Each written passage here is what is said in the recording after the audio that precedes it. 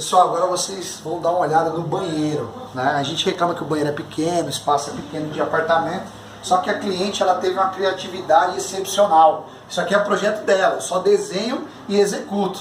Olha isso aqui, gente. Olha esse armário, ó. Tá abrindo aqui. Portas de espelho, olha o que ela consegue aproveitar. É sensacional. Ó o gabinete. Não sai daí, Duda. Gabinetinho aqui, ó. Porta basculante. Gavetão. Mostra aqui como tá organizadinho, ó. Porque a gente não tá abrindo inteiro por motivo da porta, mas fechadinho, ó. Show de bola. Valeu.